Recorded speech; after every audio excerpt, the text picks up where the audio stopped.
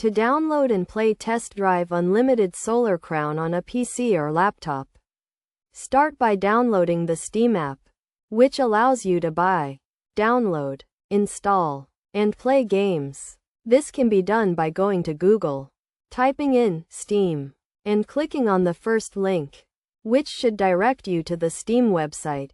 From there, click on Install Steam and select your platform, for example, Windows, and then click Install Steam again.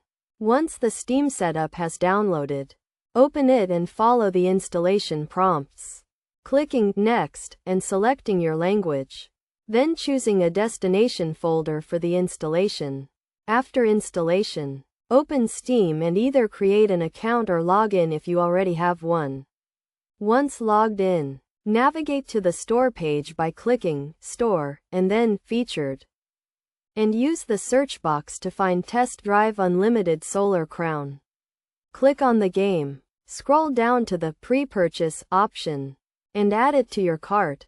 Before completing the payment, note that the game is available for pre-purchase but will not be playable until its release date, September 12, 2024. Select your payment method, complete the checkout process, and the game will be added to your Steam library.